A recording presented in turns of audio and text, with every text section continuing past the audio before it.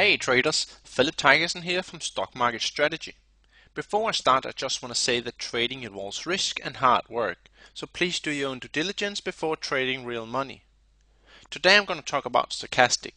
I will give you some background information about Stochastic and then with the help of some charts show you how you can improve your trading with this tool. Finally, I will give you some tips about how to best use Stochastic in conjunction with other indicators and or chart analysis.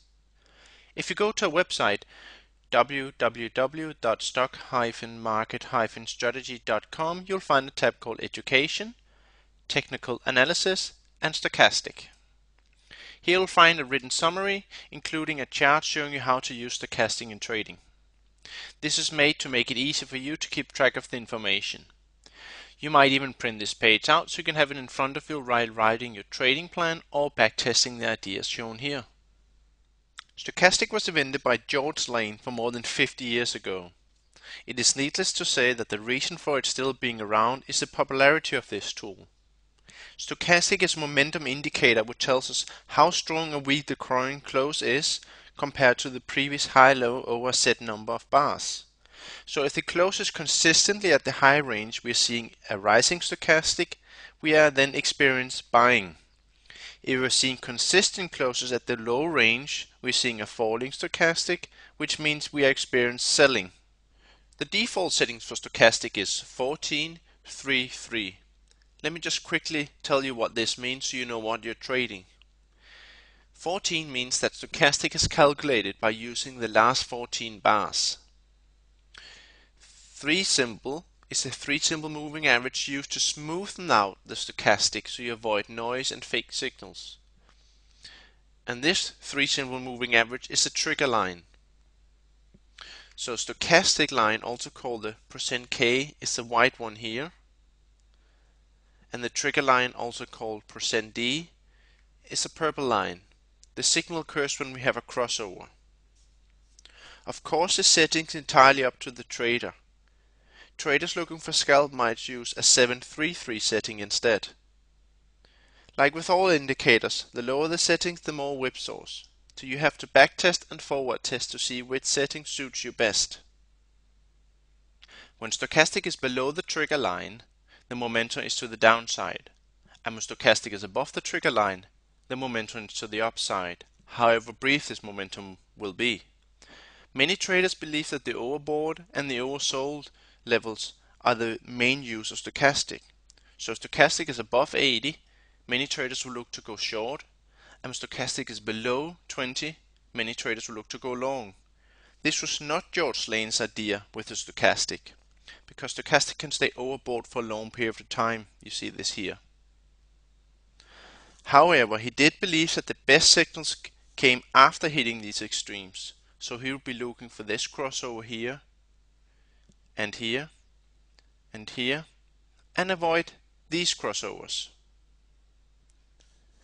I will show you some trade examples, and then I will also show you how to avoid going short during these times here where stochastic can stay overbought for a long period of time, resulting in many losses.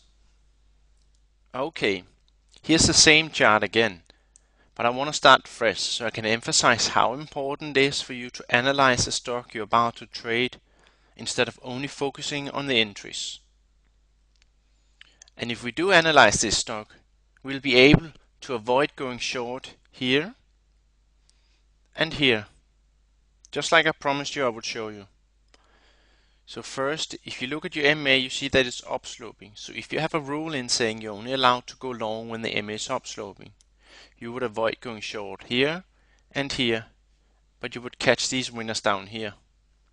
Yes, you would miss out on these winners, but that's okay, because it's not the quantity of trades, it's the quality of trades we are focusing on. So now I'll show you how I would approach this when I were to enter it. First, look at your MA, it's upsloping, so the trend is up.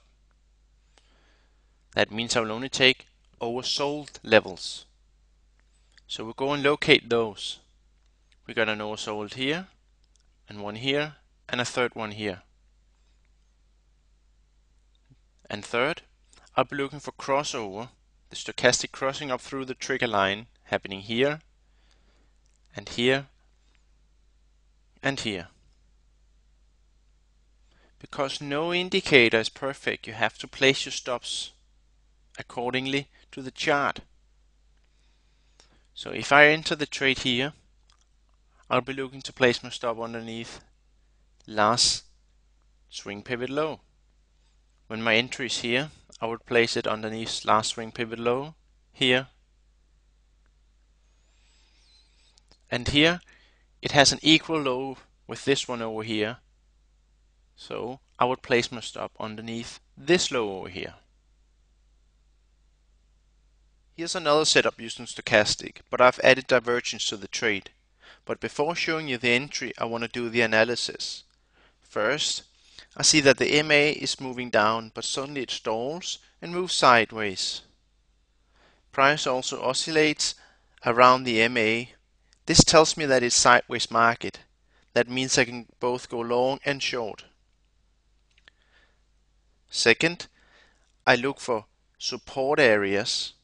I see that this low is equal with this low, so it seems that support down here. And third, I look for oversold stochastic with divergence. We got oversold here and divergence because price makes a lower low compared to this low and stochastic makes a higher low compared to this. And fourth, I look for the crossover, the stochastic crossing up through the trigger line, which happens here. This ends today's video. I hope you've enjoyed it.